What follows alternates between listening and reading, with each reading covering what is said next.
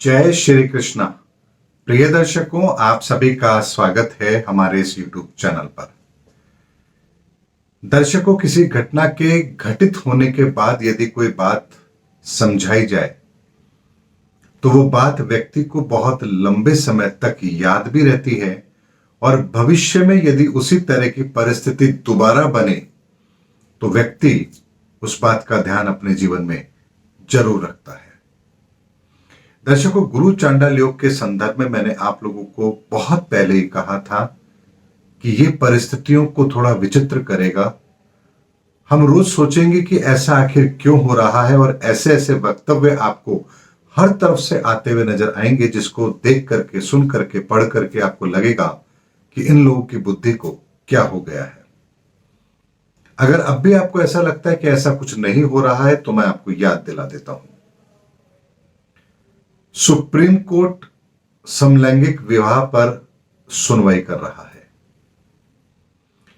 ज्ञानवापी मस्जिद को लेकर के या ज्ञानवापी का जो स्थान है उसको लेकर के कुछ इस तरह के वक्तव्य आ रहे हैं कि वहां पर वजू की इजाजत दे दी जाए। जयपुर बम ब्लास्ट के आरोपियों को आरोप मुक्त कर दिया जाता है, रिहा कर दिया जाता है।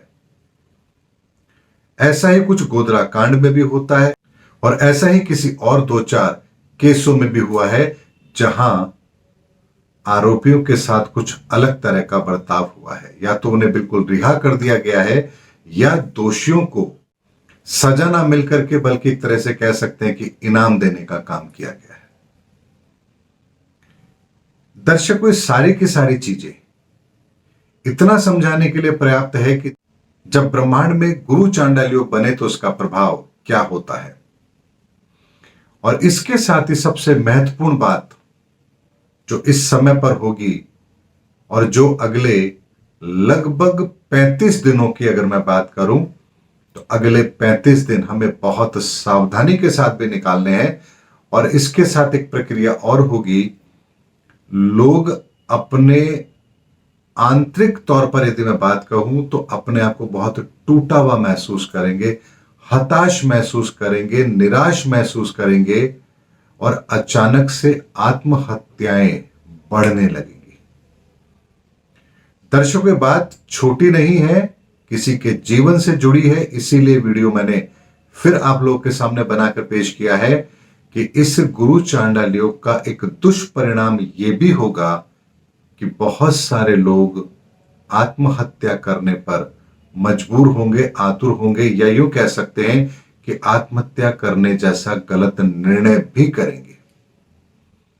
इसीलिए यदि आपके आसपास कोई भी ऐसा व्यक्ति जो इस समय थोड़ा परेशान है, दुखी है, चिंतित है, निराश है,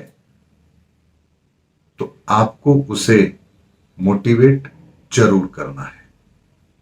केवल 35 दिन आप अपने परिवार, अपने निकटतम संबंधी, रिश्तेदार, आपके आसपास के लोग, आपके साथ काम करने वाले लोग, आपके क्लाइंट्स, कोई भी हो, कहीं भी अगर आपको लगता है कि वो निराश है, परेशान है, तो उनको हिम्मत बंधाना केवल 35 दिन के लिए, उनको मोटिवेट करना, उनको यह समझाना कि ये बहुत लंबी लड़ाई नहीं है, ये लंबी परिस्थितियां नहीं है, मात्र 35 दिन का खेल है।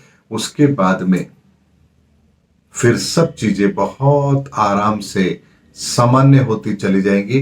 इसलिए अभी घबराने की, चिंता करने की जरूरत नहीं है। इन परिस्थितियों का मुकाबला आराम से कर सकते हैं।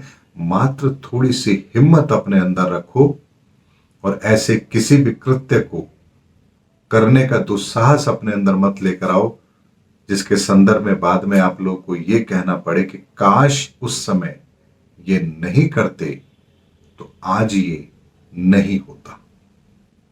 इसलिए दर्शकों, आपके आसपास का माहौल बड़ा ही अजीबोगरीब रहेगा, लोगों के वक्तव्य अजीबोगरीब होंगे।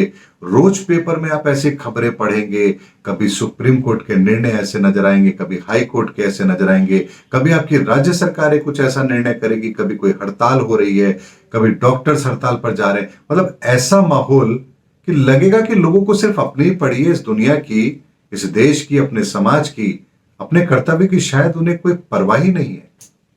ऐसी परिस्थितियों का निर्माण इन 35 दिनों में धीरे धीरे धीरे बढ़ता चला जाएगा। अराजकता का माहौल हर तरफ रहेगा। सब सिर्फ अपने बारे में सोचेंगे, किसी को किसी की परवाह नहीं, कोई किसी के बारे में नहीं सोच रहा। जैसे इस दुनिया को ऊपर वाले ने पता नहीं किसके हाल पे छोड़ दिया है, ये कुछ इसी तरह की परिस्थितियां हैं। और ऐसी परिस्थितियों के अंदर यदि हमारे अपने आत्महत्या कर ले तो ये बात ठीक नहीं है। और इसी समय पर रिजल्ट्स भी आना शुरू हो जाते हैं, एग्जाम भी होते हैं। ऐसे में हमारे आसपास के लोग हैं, उस परिवारों के अंदर भी बच्चे हैं, एग्जाम दे रहे हैं, रिजल्ट्स आएंगे, निराशा का माहौल हुआ, कुछ गलत कदम उन्होंने उठा लिया, कंपटीशन में सक्सेस नहीं हुए, गलत कदम उठा लिया।